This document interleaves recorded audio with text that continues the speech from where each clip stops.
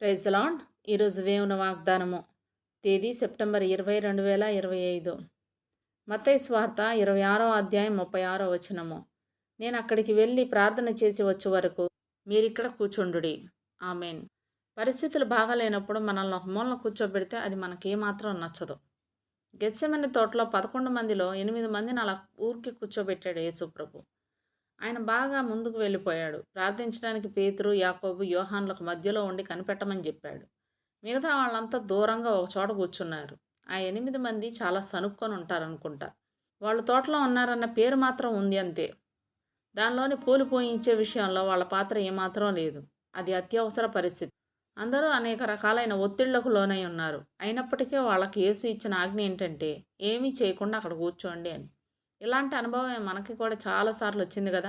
సేవ చేయడానికి ఎన్నో అవకాశాలు మనకి కనబడ్డాయి. మన తోటి వాళ్ళు కొందరు బాగా ముందుకెళ్ళారు, మరి కొందరు మధ్యన ఉన్నారు. మనం మాత్రం వెనకాల పడుకొని ఉండాల్సి వచ్చింది.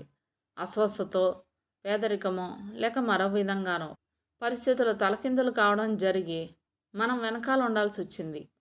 మనం చిన్నబుచ్చుకొని క్రైస్తవులుగా మన పాత్ర మనం నిర్వహించకుండా ఈ అడ్డంకులేంటో మనకు అర్థం కాదు. తోటలోకి మనం ప్రవేశించిన తర్వాత కూడా చేయడానికి ఏ పని లేకపోతే అన్యాయం జరిగినట్టు అనిపిస్తుంది కదా. మనం మన హృదయంతో ఈ విధంగా చెప్పుకోవాలి. ఓ హృదయమా, మెదలకుండా ఉండు. నీకు అర్థమయ్యేదే ఇప్పుడు వాస్తవం అనుకోకు. క్రైస్తవ జీవితంలో పాలు పంపులు నీకు తప్పకుండా ఉన్నాయని.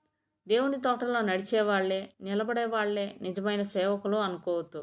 నువ్వు కూర్చొని ఉండాల్సిన స్థలం కూడా పరిశుద్ధమైంది. క్రీస్తులో జీవించి ఉండడంలో 3 రకాలు ఉన్నాయి. ముందుకు వెళ్ళి పనిచేస్తూ కనిపెడుతూ తెల్లారేదాకా పోరాడుతూ ఉండే ఆత్మలు కొన్ని. మరికొన్ని ఆత్మల మధ్యలో ఉండి ముందుకు జరుగుతున్న వాటిని ఇతరులకు తెలియజేస్తుంటాయి. ఈ 2 కాక 3వ రకం పోరాడలేనివి, పోరాటాన్ని చూడలేనివి ఉంటాయి. ఆ ఆత్మలకి ప్రస్తుతం దేవుడిచ్చే ఆజ్ఞ ఇక్కడే కూర్చొని ఉండండి, ఇక్కడ కూర్చోండి అని యేసు ఇచ్చిన ఆజ్ఞను జ్ఞాపకం చేసుకోండి. తోటలో నువ్వు కూర్చొని ఉన్న స్థలంలో కూడా పరిశుద్ధమైందే. దాని పేరు వేచి ఉండే చోటు. కొన్ని ఆత్మలు గొప్ప పనులు చేయడానికి కానీ, గొప్ప భారాలు వహించడానికి కానీ ఈ లోకానికి రావు. అవి కేవలం అలా ఉండడం కోసమే నియమించబడ్డాయి. అవి మనుషులు ఎప్పుడూ ఉపయోగించని పూలు. వాటిని ఎవరూ దండగా గుచ్చలేదు.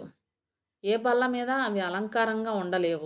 పరిశీలకుల దృష్టిలోకి ఎప్పుడూ అవి రాలేదు. కానీ క్రీస్తు హృదయాన్ని అవి సంతోషపెట్టాయి.